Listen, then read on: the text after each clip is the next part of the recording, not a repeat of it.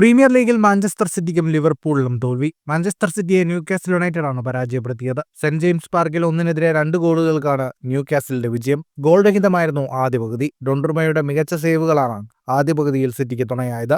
രണ്ടാം പകുതിയിൽ 63-ാം മിനിറ്റിൽ ബ്രൂണോ വിമർസിന്റെ പാസിൽ നിന്ന് ബോക്സിന് പുറത്തുനിന്നെടുത്ത മികച്ച ഷോട്ടിലൂടെ ഹാർവി ബേൺസ് ന്യൂകാസിലിന് ആദ്യ ലീഡ് നൽകി. എന്നാൽ 5 മിനിറ്റിനുള്ളിൽ റൂബൻ ഡിയാസിന്റെ ഗോളിലൂടെ സിറ്റി സമനില പിടിച്ചു. എന്നാൽ 2 മിനിറ്റിനകം ന്യൂകാസിൽ ലീഡ് തിരിച്ചുപിടിച്ചു. ഹാർവി ബേൺസ് തന്നെയാണ് ലക്ഷ്യം കണ്ടത്. തുടർന്ന് സമനിലയ്ക്കായി സിറ്റി ശ്രമം നടത്തിയെങ്കിലും ന്യൂകാസിൽ പ്രതിരോധം കീഴടങ്ങാൻ കൂട്ടാക്കിയില്ല. നിലവിൽ സിറ്റി ലീഗിൽ 3-ാം സ്ഥാനത്തും ന്യൂകാസിൽ 14-ാം സ്ഥാനത്തുമാണ്. ആൻഫീൽഡിൽ നടന്ന മത്സരത്തിൽ നോട്ടിംഗ്ഹാം ഫോറസ്റ്റ് ലിവർപൂളിനെ തകർത്തു. എതിരില്ലാത്ത 3 ഗോളുകൾക്കായിരുന്നു നോട്ടിംഗ്ഹാമിന്റെ വിജയം. 33-ാം മിനിറ്റിൽ മുറിയിലോ നോട്ടിംഗ്ഹാമിന് ആദ്യ ലീഡ് നൽകി. രണ്ടാം പകുതിയിൽ നിക്കോളാസ് സാവോന, മോർഗൻ ഗിബ്സ്വൈറ്റ് എന്നിവരുടെ ഗോളുകളിലൂടെ നോട്ടിംഗ്ഹാം വിജയമുറപ്പിക്കുകയും ചെയ്തു. ലീഗിൽ 6-ാം തോൽവി വഴങ്ങിയ നിലവിലെ ചാമ്പ്യന്മാർ പോയിന്റ് ടേബിളിൽ 11-ാം സ്ഥാനത്തേക്ക് വീണു. അതേസമയം ചെൽസി വിജയം തുടരുകയാണ്. ബെർലിയെ എതിരില്ലാത്ത 2 ഗോളുകൾക്കാണ് ചെൽസി പരാജയപ്പെടുത്തിയത്.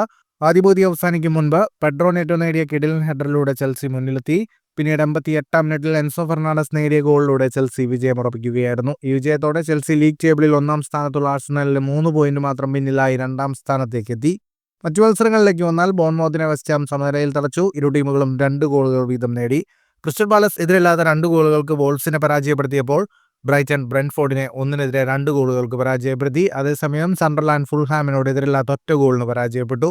ഇന്ന് നടക്കുന്ന മത്സരങ്ങളിൽ ആഴ്സണൽ ടോട്ടനാമിനെയും അസ്റ്റൺ വില്ല ലീഡ്സ് യുണൈറ്റഡിനെയും നേരിടും. ഫുട്ബോൾ ലോകത്തെ കൂടുതൽ വാർത്തകൾക്കും വിശേഷങ്ങൾക്കുമായി സ്പോർട്സ് കഫേ സബ്സ്ക്രൈബ് ചെയ്യുക.